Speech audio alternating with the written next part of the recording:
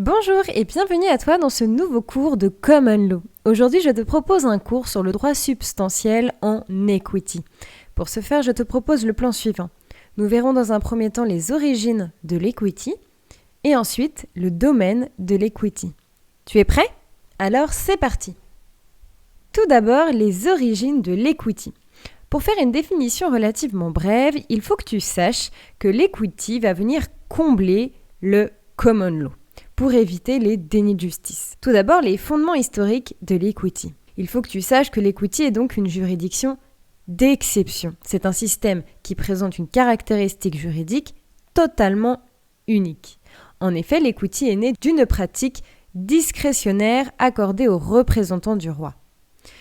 D'autre part, il a connu son essor grâce à un type particulier de contrat, le trust. En effet, la professionnalisation des juridictions d'equity est devenue un véritable ordre juridique pendant plusieurs années. D'autre part, l'equity est né du fait que le roi ne pouvait pas connaître un déni de justice. En effet, le common law ne pouvait pas pallier à tous les problèmes juridiques. D'autre part, l'equity s'est donc particulièrement développé à partir du XIVe siècle, lorsque la limitation du nombre de rights, que nous avons vu dans une précédente vidéo, a effectivement limité les recours possibles pour les citoyens. Au départ, il faut que tu saches que la décision en equity était discrétionnaire, c'est-à-dire que le juge n'avait pas à donner des arguments concernant sa décision. Toutefois, l'equity s'est progressivement trouvé des maximes et des règles de droit, qui sont donc venues combler l'aléa inhérent à une décision discrétionnaire. On en compte deux. Tout d'abord, il y a l'equity follows the law. C'est donc le droit de common law qui va venir s'appliquer en priorité.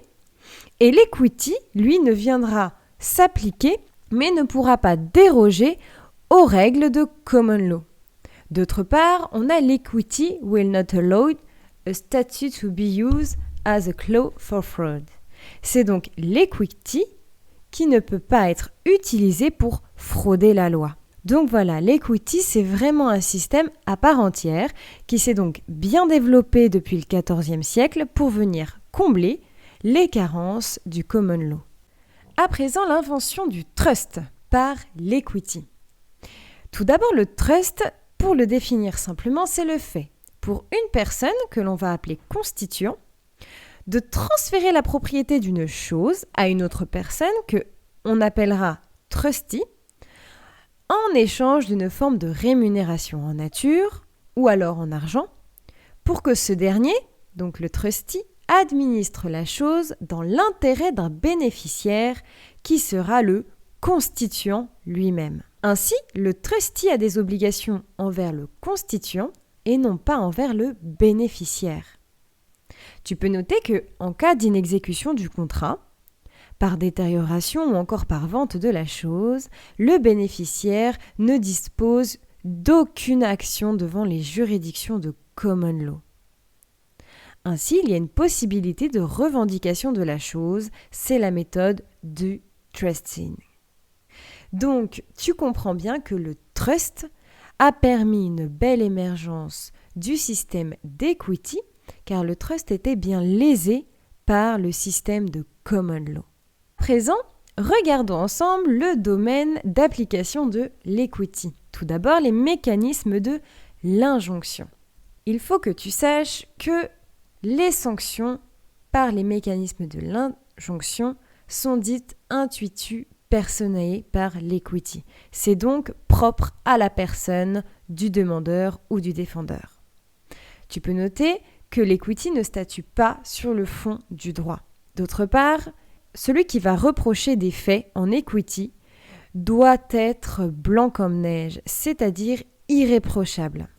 Le demandeur se doit d'être victime. D'autre part, l'injonction va venir punir un comportement qui peut être passif, actif, préventif ou encore curatif. C'est vraiment un système bien particulier. On se base vraiment sur le comportement du demandeur ou du défendeur en equity. D'autre part, les mécanismes paracontractuels. L'equity va venir chercher à savoir ce qu'a voulu la partie.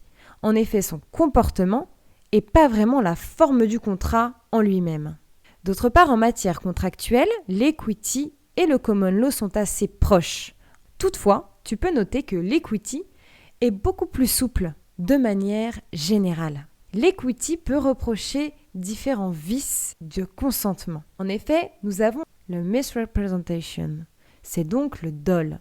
Ensuite, nous avons le mistake, c'est l'erreur. Duress, c'est la violence. Et enfin, undue influence, c'est une forme de violence morale. Et donc l'equity va vraiment vérifier les vices de consentement dans un contrat, puisque les vices de consentement reflètent bien le comportement des parties. Tu peux noter aussi qu'il y a la fraude à la loi. Tu peux noter un point relativement important de l'equity, c'est qu'il ne donnera jamais de dommages et intérêts. Toutefois, il y a une exception à cela, c'est en cas d'enrichissement sans cause, où là, l'equity pourra allouer des dommages et intérêts à la victime. Le common law est donc très attaché au droit, à la jurisprudence, à la méthode du précédent, et l'equity, quant à lui, est attaché à la morale, et donc dicte le comportement moral que doivent suivre les parties, notamment lors d'un contrat. C'est donc bien la distinction à faire entre le common law et l'equity, et ces deux systèmes sont complémentaires. En effet, le système par exemple anglais ne pourra pas se baser uniquement sur l'equity, ni uniquement sur le common law. Ils ont besoin des deux pour éviter tout déni de justice. Voilà, j'espère que ce bref cours en common law a bien su t'aider dans tes révisions. En tout cas, n'hésite pas à t'abonner et à partager la vidéo. Et je te dis à bientôt!